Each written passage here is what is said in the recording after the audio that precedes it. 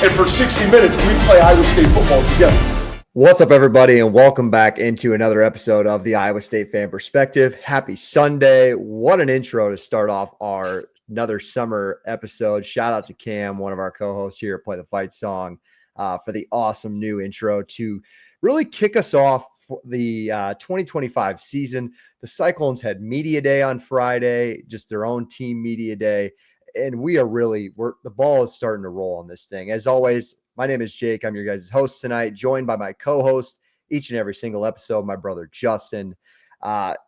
26 days, I think, on this Sunday until we are officially set to kick off in Ireland. For our summer series, we are doing our position breakdowns for the Cyclones. We're giving you an idea of what this roster looks like. Could be a shorter episode tonight, but we have the quarterbacks and the running backs, arguably the two most interesting positions on the football team this year, just with the veteran leadership. Justin, how are we doing today? How's our Sunday going? Are we ready to talk some quarterbacks, some running backs, and any specific takeaways that get you excited from media days as we get closer and closer to week 0? Man, I thought I was fired up before, but I'm ready to go now after watching that new intro. Shout out Cam, that was pretty sweet. But no, just like you said, 26 days, it's starting to feel pretty real. Drove by the practice facility the other day just to see if I could get a glimpse of the boys getting out there practicing with fall camp starting on Tuesday. And like Matt said in his presser of him trying to make it as hard as possible on those guys, I think it was Wednesday, I think, the day I drove by, and like the real feel was like 98 or something like that. And sure enough, I saw him out there in full pads, and that started to get me a little fired up too. Not that sounds like a whole lot of fun for them, but no, it's good that they're getting that experience now.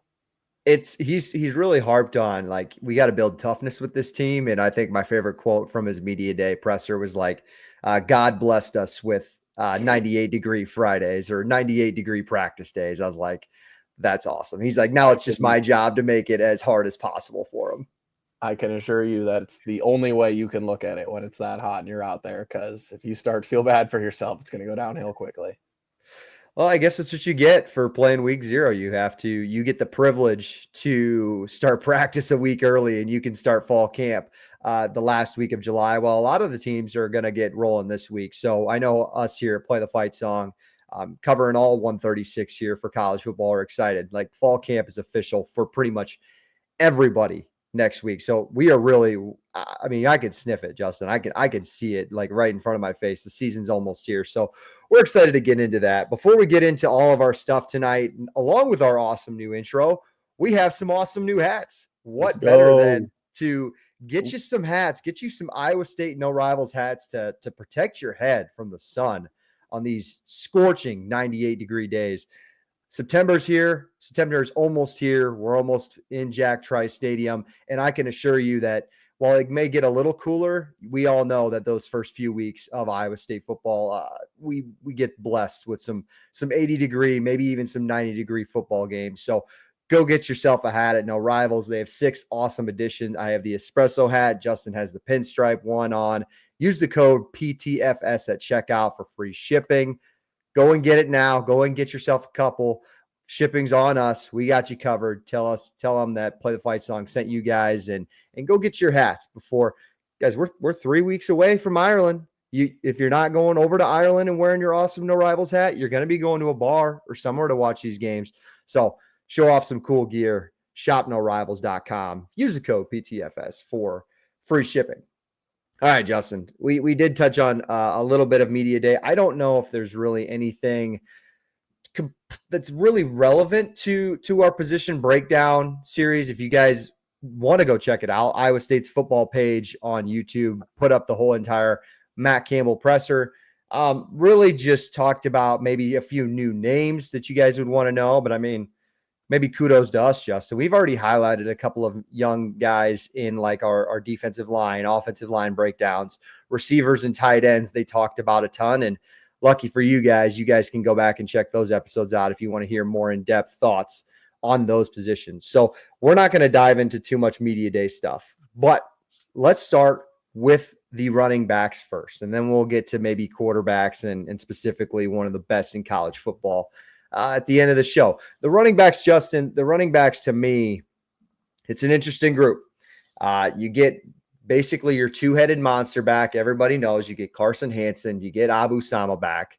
You lose Jalen Jackson, the Eastern Michigan transfer, who, while statistically didn't put up a ton of yards that really impacted this offense, really showed some flash and honestly won Iowa State maybe one or two football games specifically. The Baylor game, he was massive in. So Jalen leaves. He graduates and he leaves a little bit of a void. And we're going to talk about maybe who could step up in that third running back role, because Iowa State, I think at this point, really loves to use as many productive running backs as they can. So you get Carson Hansen back, who rushed for 752 yards last year, 13 touchdowns. You get your big play Abu Sama running back, 587 yards, 2 touchdowns last year. And then we look at maybe young guys, Aiden Flora, the Adele native, 11 carries, 53 yards last year as a freshman. Dylan Lee as a freshman as well, 11 carries, 35 yards. And then a couple of new guys, true freshman River Peppers, who has actually been mentioned by Campbell in a couple of media day stuff. So that's definitely something to keep an eye out, because he's clearly comfortable enough to play freshman if he trusts them. And then Jaden Jackson, another true freshman. So 2 new names to keep an eye out for. They didn't hit the portal to go and get another running back. So those are really the 6 running backs I think that you might see, and you will see the bulk of the carries for this Iowa State running back room in 2025. Justin, what are your first initial thoughts for the running backs heading into 2025? Does the impact, does the workload in maybe Taylor Mauser's offense rely more on the running backs than they did maybe last year? I think it does, especially early in the season, and I think it's something that's going to need to happen. This is a group that I'm really excited about. I know we've touched on a lot, losing those 2 receivers that we relied on so much last year. Now it kind of falls on these guys as the 2 veterans coming back and being a focal point of the offense, where I think they're going to be need to be relied on quite a bit. And I know going into last season, Abu had a lot of hype coming into the year. Didn't really necessarily live up to the expectations that a lot of people were setting for him. But Carson Hansen came onto the scene and had a great season. Now, if we can get both of those guys on the same page and get both of them, I don't know, around like that 700, 800 yard mark for the season, I think that could totally change this offense and make the passing offense even that much tougher to defend as well. Yeah, I'll throw another couple of stats at you that were interesting last year. Carson averaged about 10.8 attempts per game last year, and Abu was around 8. That's only about 18 carries a game, and ironically, maybe Iowa State averaged 36, I think, attempts per game is what I saw last year. So those two were, I mean, as far as, focal point of the running game goes, that just shows you, how much, Jalen Jackson was used last year as a third option. That's how many different carries they had. And Rocco, towards the end of the year, really added, I think, another level to his game with the ability to use his legs, improving in just scramble situations. Like we saw the UCF game in particular was another one where he was just lights out running the football. So those two, Hansen and Sama, taking 50% of the carries last year. I mean, you got to think, right? Like 65% of the carries this year, I would expect out of those two. Is Rocco being accounted in for that too? Honestly, yeah. I think even if you account for that, I think these guys are going to be upward to like 70% of the carries. I'd be surprised if we're not going to rely on these two for a majority of the load. I know Jalen Jackson had a really good season last year for kind of what his expectation was coming into this running back room, and some of the young guys are really talented. It's crazy how much the coaching staff's been talking about this River Peppers coming in, true freshman. So maybe he's going to blow us away and end up playing a lot. And it's just, it's more than just some summer talk, but he kind of sounds like the real deal from if you've been listening to some of the media days and availability that the coaches had. But these two are like now some of the most proven guys that we have in this offense. And I think the reason they didn't really see as much room last year is just kind of some of the inconsistencies and kind of the struggle that we had with the blocking. I know I harped on it a lot. A lot of the success in the blocking that we had was plays designed when we had an extra blocker back there in Steve O'Klotz. It's going to be interesting to see how the O-line holds up without having an extra guy like that. But I think with the skill of these two running backs and kind of having an entire season to prepare for it, it's something that the offense is going to be ready for, and I think definitely is going to rely on. when they talked about it in media days too, and that really the run game is going to rely on what this makeshift offensive line looks like. You lost a couple of big names last year, a couple of big seniors, but healthy tight end room. We touched on all of that, but like I think the offensive line as a whole is really going to be ready to take that next step. And Hansen had a couple of comments from his media day interviews, and his next step is taking advantage of holes and being more explosive. Like he wants to have more explosive plays, and I think that is something I think the entire running back room can improve on this year. We were talking before the show. We couldn't find the stat. I'm sure if I spent a good hour looking it up, I could give you guys a real number, and maybe I will still go and find that. But how many explosive plays did Iowa State have in the running game last year? Like if explosive play, I'm talking like 10, 15, 20-yard runs.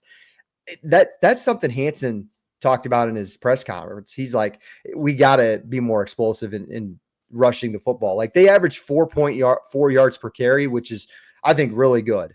But I think you'd love to see some more explosive plays, your 10 plus rush yards next year. I think I gotta think that Abu's explosive numbers went down because granted, Sure. It was inflated. The Kansas State game, he had what 3 or 4 of those in just one game. So you take that aside, but I still feel like last year the explosive run rate was down just at this group in general. But I think something that can contribute to that and help that aspect is giving these running backs more carries. Obviously, both of them played pretty well in their roles last year. I know Hansen averaged about 5 yards a carry. Sama, I don't know exactly what his average yards per carry was, 4.7. So they're both around that 5 yards per carry average. But the problem was they're both only getting like 8, 9 carries a game, 10 carries a game. If you give those guys more opportunities, starts to wear on the defense, they start to get a better feel for it. It's kind of hard to get a feel for the game when you're bouncing in there 50% of the time, and it helps a lot to get in the rhythm. I think that's kind of played into Abu's struggles a little bit last year, where towards the end of the season, his freshman year, they were kind of really the only one out there that they were relying on. So he was able to get into a rhythm and then bounce those big plays. If you look at some of Abu's stats from last year, he had 30 less yards on 40 more carries in 2024 than he did in 2023. But if you look at his games that he had over 8 carries, he was averaging over 70 yards per game. So it really wasn't even that much bigger of a workload. If he was getting 9 to 13 carries a game, he was getting over that 70-yard mark. It was just the problem when he was starting slow, waiting too long, not really having a rhythm and getting stuffed. He was only getting like 7, 8 carries a game, and where he was kind of having those tough games. And credit to Hansen, who had a great season last year, super versatile, led the team in touchdowns and carries and yards, finished the season with 13 rushing touchdowns, also had a couple of receiving touchdowns in there too.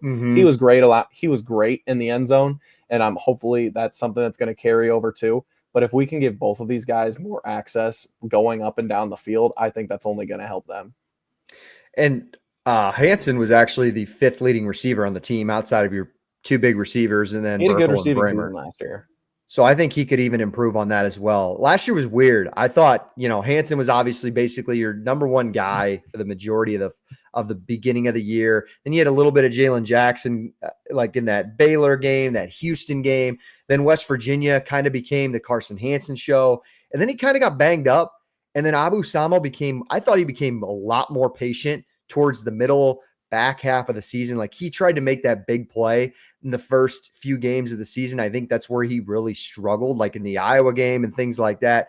Once he was patient and let things develop, Texas Tech game was a perfect example. He had a really good game there, and he was filling in for Hansen, who was kind of banged up. And then I thought Hansen played well at the end. Utah had a great game. Thought Miami, he played really well. So then to finally see both of those two kind of combined at the peak of their powers, I thought at the end they started to figure out, because 2023, I don't really feel like you had that. Like obviously they threw the ball a ton in 2023 with Shieldhouse kind of calling plays. And then the run game was it was very much off and on. And now I feel like this group has a ton of momentum, and those two specifically have a ton of momentum to build on to go into 2025, where they could be more of a run heavy team. So I ask you this, Justin, maybe this will be where we end it for the running backs.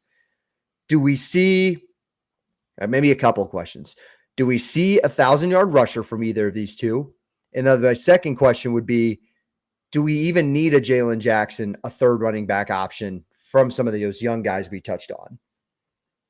I don't think we see a 1,000-yard rusher unless one of the other guys gets hurt.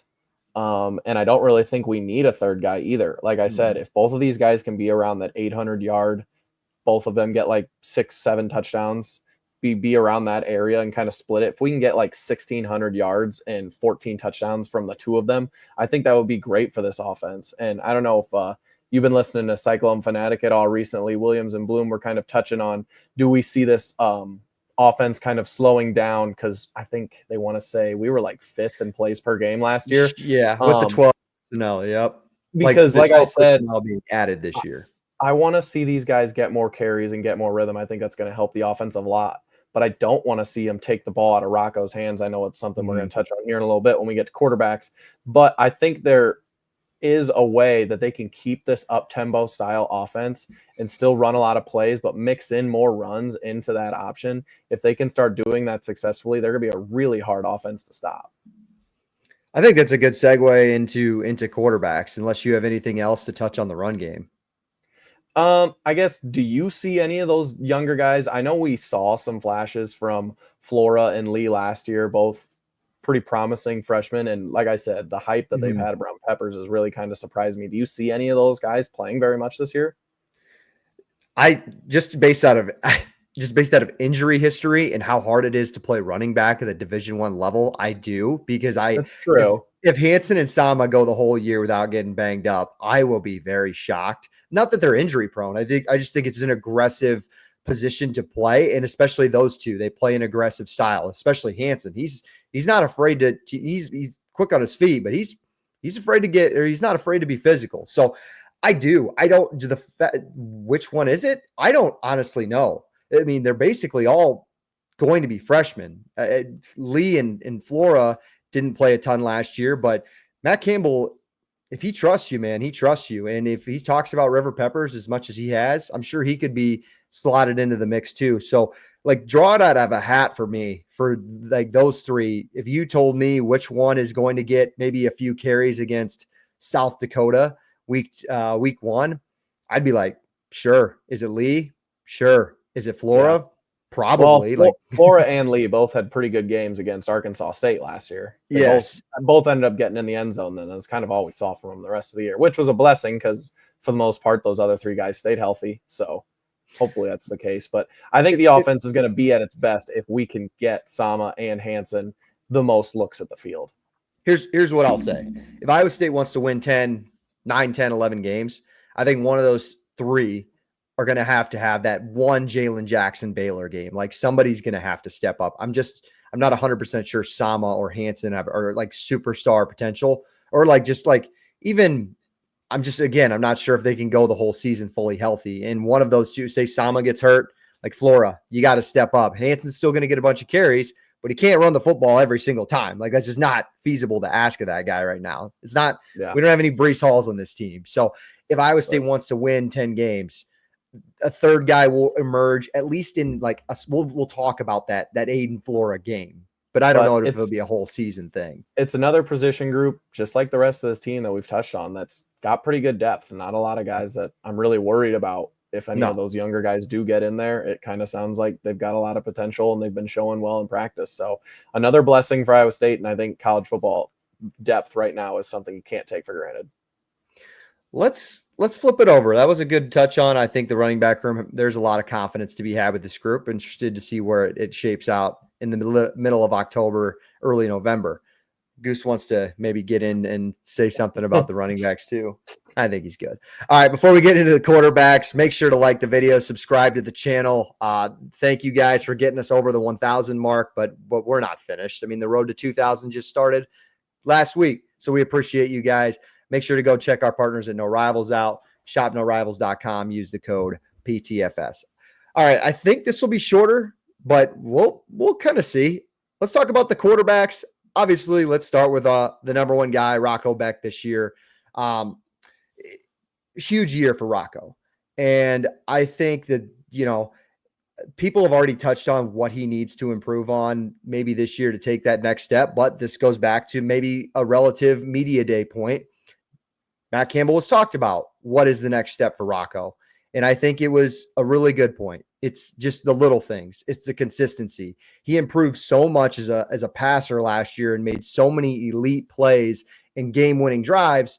Now it's, can you put it all together? Can you maybe limit those pick sixes? Can you just improve your completion percentage by 2 or 3 to get you over that 60% mark? And then as well as, like, he's the number 1 captain on this football team this year. Like, he was the starter. Everybody knew it last year, but now it's like you have proven to be a leader and you've led game-winning drives with this football team. Now it's, can you do it all? Can you be the locker room guy? Can you be that big leader, that Brock Purdy leader that led this program a couple of years ago? That was my biggest takeaway from the Rocco stuff from Media Day. I suggest everybody go back and listen to it after this if you get a chance to. Justin, anything I missed that you think you want to see a little bit better out of Rocco in 2025?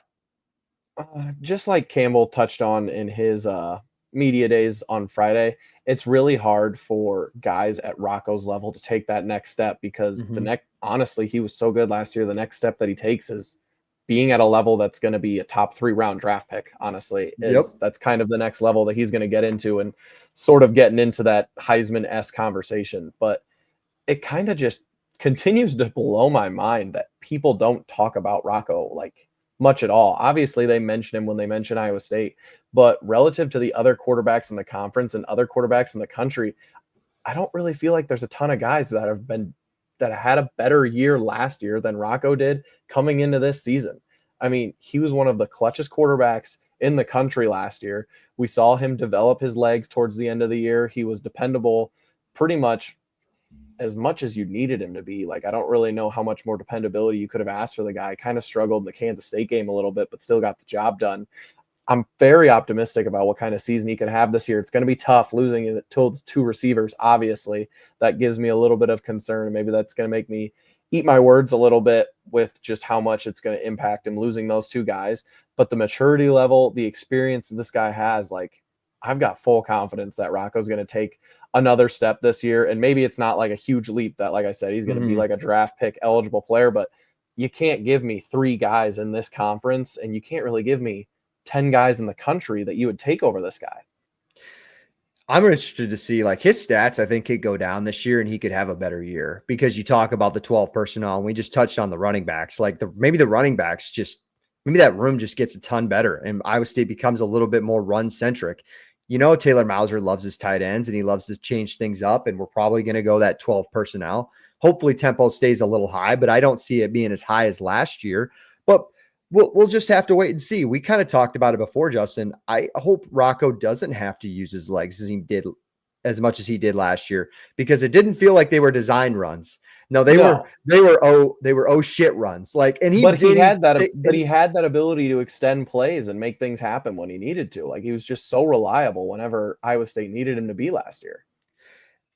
Correct. And I just hope, like, maybe we don't put him in that situation. Like, maybe he can just become more of a stay in the pocket and deliver better throws. And Bramer stays healthy this year and his tight ends become more reliable. So that can help his increase in completion percentage as well. I think having tight ends like that really can help take that next step. So, like, if maybe the tempo is a little slower this year, the defense improves, the tight ends emerge, the running backs take another step. That's where I see, like, maybe Rocco doesn't have as many yards as he did last year. And maybe we don't throw the ball as much as we did last year. And maybe tempo just goes down a little bit, but we still see a better Rocco. We still see a more consistent, a more clutch, a better leader out of Rocco Becht. So yeah, don't say stats tell everything, because I could see that. And one area that he definitely does have to improve is he could definitely bring the interceptions down a little bit. Me and you definitely highlighted last year. There were a couple of times some of his interceptions, like, that he's had last 2 years, have been pretty bad throws. They kind of every time they seem like a route that he knows where he's going with the ball before the play, and he gets stuck with it and he throws it and it ends up looking really ugly. Did that a couple times last year. And maybe that's just a credit to some of the receivers that he had, that he was just forcing them the ball. And that's not going to be the case this year. give him another year to mature, and hopefully we see that start to dial down. But really, outside of that, it's kind of the only concern that I've had with his game after last year and his freshman year too. Fun way to cap this episode. I know we talk about the entire room. That's what we've done with these position breakdowns. So what's quarterback number 2 look like? Well, 2 Iowa kids, and I think that's very encouraging. True freshman Algona native Alex Mansky comes in as a fringe 4-star, and then backup quarterback Connor Moberly, the Southeast Polk grad, goes into his second year as well. I think Connor got the starting job, or got the second string job over JJ Cole last year, which allowed JJ to transfer to App State. Fun fact, JJ was the second highest recruit in Iowa State history, according to 247. And then Alex coming in this year, he's 6th highest recruit in Iowa State history. So recruiting rankings don't always matter, but I highly recommend watching some Alex Mansky senior year highlights. Had that weird elbow injury that Brock had against the Eagles in the NFL, but he only played 6.5 games his senior year. But go watch it. It's a ton of fun, and I think as an Iowa State fan, you're very encouraged with honestly either of these two taking the next step. I think Alex is fully healthy and he's practicing in fall camp, but at the same time, Moberly's a tall, lengthy kid who can use his legs. Like, he's intriguing to me. Justin, I ask you this. So with the Jet Tamala decommitment a couple of weeks ago, where he flipped his commitment to Alabama, say Rocco Becht has the year hopefully we expect him to, and he goes off the NFL draft. That leaves you with these two. And that doesn't put a third scholarship quarterback on the roster. There's a couple of walk-ons at the moment. We have 3, counting these 2 and Rocco. Yes, next year, 2026. Oh, yeah. 2026. Does Iowa State maybe pick up a freshman? Or for the first time, could we see a portal quarterback be picked up by Iowa State? Something to keep in mind. Just before we get to that, do we want to talk about the Jet decommitment? Because you were pretty excited about it when he committed, and then right when I saw Bama offer him, I texted you, and you pretty much just dismissed me right away. And I'm like, well, if Bama wants him, they're probably going to go pay for him. So would he have been awesome to have? Yeah. I mean, that would have been the third 4-star quarterback Campbell's picked up in the last 5 years. Like, it's pretty incredible what they've done. And Bama didn't really start looking at him until they offered him, until he committed to Iowa State. I mean, would I have been excited to have him? Absolutely. But we look at these two, and I think the future is really bright for Iowa State. And maybe Rocco Becht comes back next year and none of this really matters. But it's something to look at. And on the quarterback position, everybody loves to keep tabs on who is all in that quarterback room. These two, being Iowa kids, makes me really excited. I think that, the future of the program is really bright. It's weird. The quarterback position's weird, Justin, because you want to see these two, like, you want to see them in action, but that would either mean, Rocco gets hurt, like we saw some Moberly in that Arizona State game when Rocco got banged up for a little bit, or it's probably, an FCS game and Iowa State blows them out, or an Arkansas State, what have you. Those come few and far between. Yeah. So I don't know. Any lingering thoughts? I dismissed your question before. I'm sorry about that, but no. I am excited, and I can't really trust these guys when they haven't played yet, but it's cool that we got 2 more Iowa quarterbacks in there. It's unfortunate that JJ had to transfer, but it gives you a little more confidence in Moberly that he was able to come in as a true freshman and take over that second string position. I think that shows what kind of player he is and kind of shows the potential that he has. And like you touched on, Mansky's got a lot of potential as well, being one of the highest recruits Iowa State's ever had.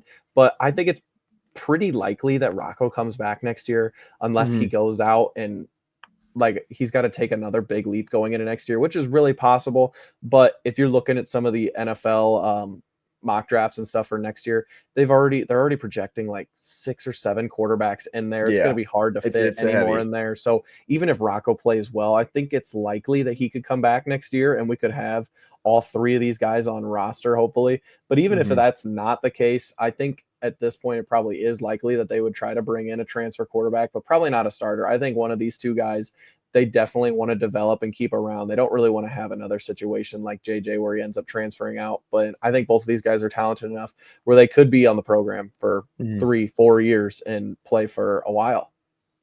Yeah, no, I just had to highlight it, and I was just thinking a little bit like, what does this look like? But I think you're right. I think the quarterback class for next year is loaded, and I think we would be really lucky to have Rocco back to teach these guys 1,000%. I want to see as many Rocco games as possible. And the leadership Rocco has too is like, how can you develop these two to be ready for whenever he is gone? Also, I shouldn't dismiss the fact that we might not see these guys, because Connor Moberly definitely got some packages last year in the UCF game, Cincinnati game, maybe. Like, we saw Moberly in some like critical moments, as Matt Campbell would say, for the football team. So I'm interested to see what that next step looks like, because I guarantee we're going to see some more. Like, Mauser likes what he brings to the table, and I'm sure he's confident to use Moberly more for his legs. Again, back to our first point, Justin. Less carries for Rocco and more carries for your running backs, and or maybe Moberly adds that to the table. So really, really interested to see what that entire room could shape out to be come, late November as well. That's all I have for these two rooms. I think we touched on a bunch, and I think you should be really excited. What's your confidence level separately, running backs, quarterbacks, or just all together? Where are you sitting at? As far as our whole roster goes, these two rooms are probably the two rooms I'm most confident. Maybe linebacker instead of running backs, but I have full confidence in Rocco coming into this year, and I have a lot of confidence in these two running backs. If we can get them looks and get them some consistent carries, I think the sky's the limit for the two of them. I completely agree, and thanks for mentioning the linebackers, because we got a couple more position groups to talk about before we get to August. So stay tuned for next week as we touch on the linebackers and the secondary to finish this out. And then I think I want to do some win totals, Justin, maybe Big 12 win total episode. And then we got to do our Big 12. Sorry, we're not doing Big 10. And then we got to do our 2025 season preview and give you guys our full predictions, record predictions, everything before we kick off in Ireland in a couple weeks. So action-packed episodes. Maybe we have one more episode out for you guys this week, but for sure we will be back next week. Appreciate you guys tuning in. Before you head out of here, make sure you subscribe to the channel, share with a friend, like the video. Let's continue to grow this. You guys are awesome. We appreciate you guys tuning in to talk Cyclone football each and every single week with us. And I'm sure you guys are just excited for Ireland as much as we are. So we are getting closer. We will be back. My name is Jake. That is Justin. Have a great rest of your Sunday. Have a great week. And as always, how we send it out every week, go Cyclones.